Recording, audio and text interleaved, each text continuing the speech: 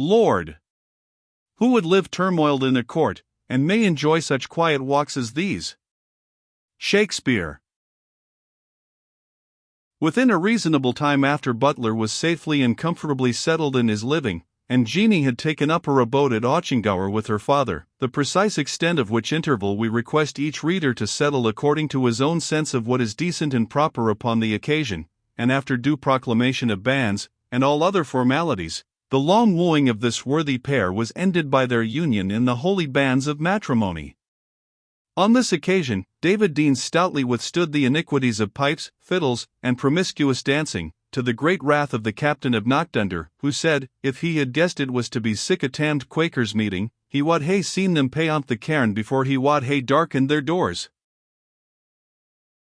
And so much rancour remained on the spirits of the gracious Duncan upon this occasion, that various bekerings, as David called them, took place upon the same and similar topics, and it was only in consequence of an accidental visit of the Duke to his lodge at Roseneth, that they were put a stop to.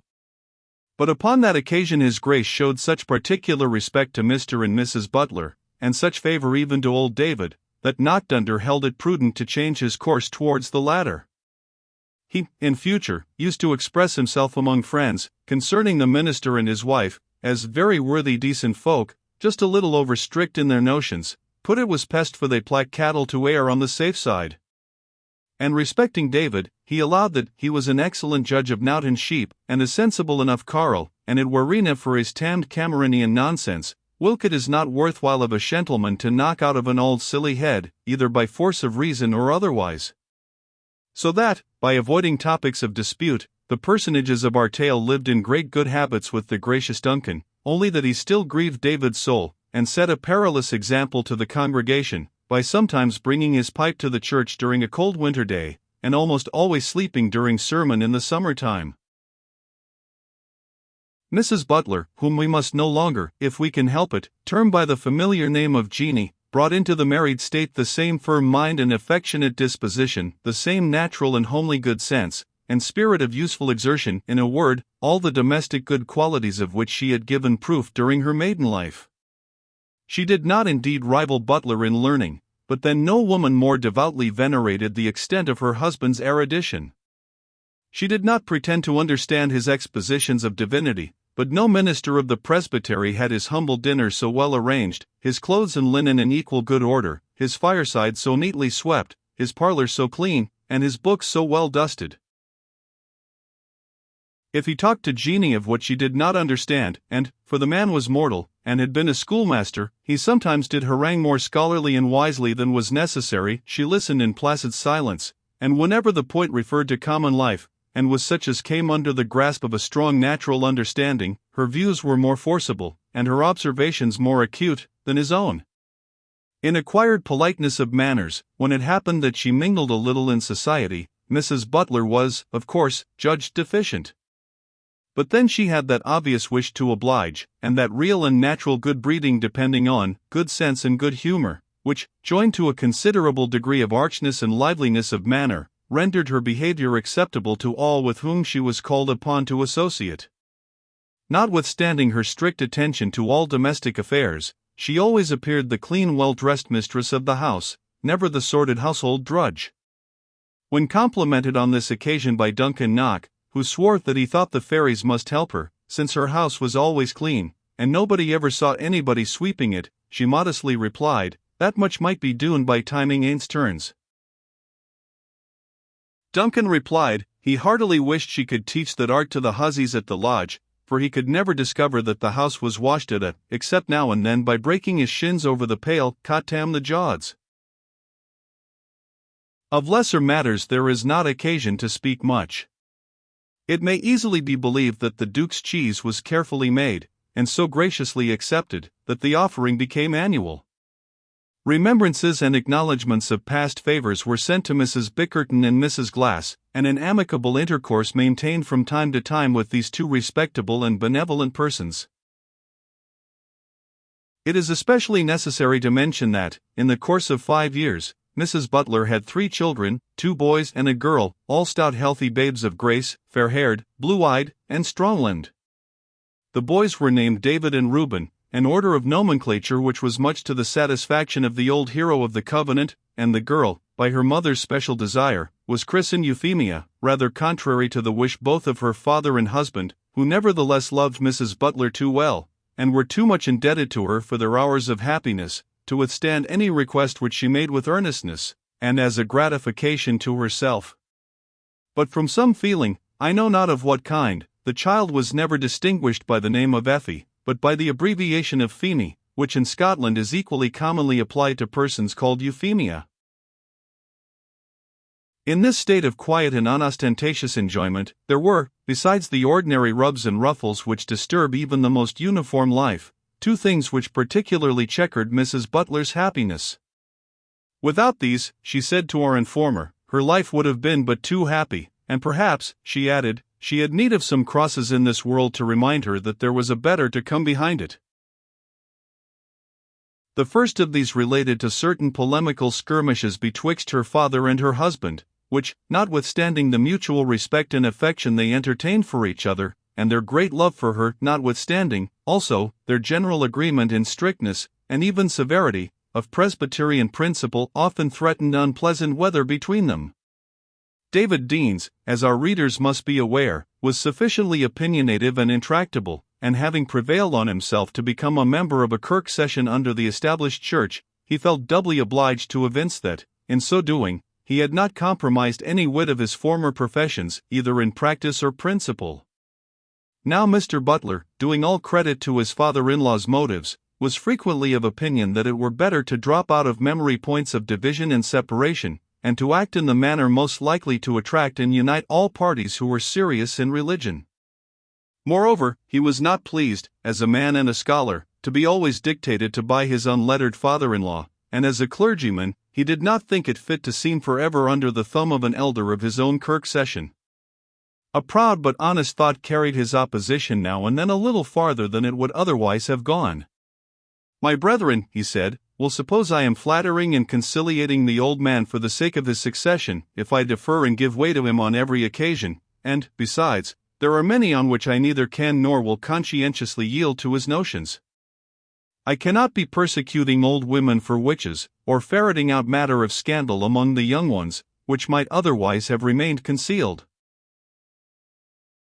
From this difference of opinion it happened that, in many cases of nicety, such as in owning certain defections, and failing to testify against certain backslidings of the time, in not always severely tracing forth little matters of scandal and fama clamosa, which David called a loosening of the reins of discipline, and in failing to demand clear testimonies in other points of controversy which had, as it were, drifted to leeward with the change of times, Butler incurred the censure of his father-in-law, and sometimes the disputes betwixt them became eager and almost unfriendly.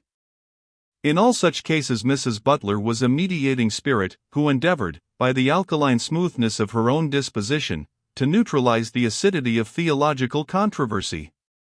To the complaints of both she lent an unprejudiced and attentive ear, and sought always rather to excuse than absolutely to defend the other party.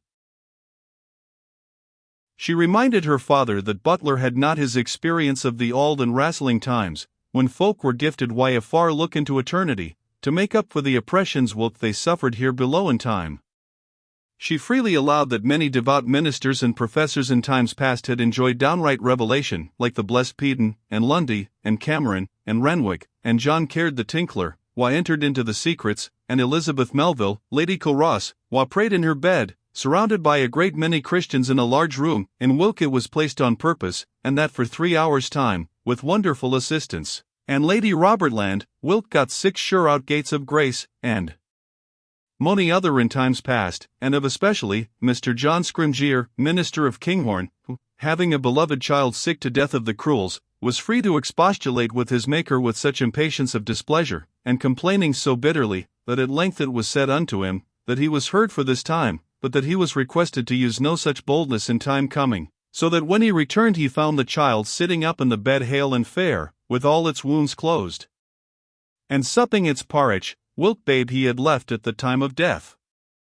But though these things might be true in these needful times, she contended that those ministers who had not seen such vouchsafed and especial mercies, were to seek their rule in the records of ancient times, and therefore Reuben was careful both to search the scriptures and the books written by wise and good men of old, and sometimes in this way it would happen that twa precious saints might pu sundry wise, like twa cows riving at the same hay band. To this David used to reply, with a sigh, "Ah, hinny, thou canst little oat, but that Psalm John Scrimgeour, that blew open the gates of heaven as in it had been why a sack-spun cannonball, used devoutly to wish that most part of books were burnt, except the Bible." Reuben's a good lad and a kind, I allowed that, but as to his not allowing inquiry anent the scandal of Marjorie Kittlesides and Rory MacRand, under pretence that they have southered sinwine marriage, it's clear again the Christian discipline o' the Kirk.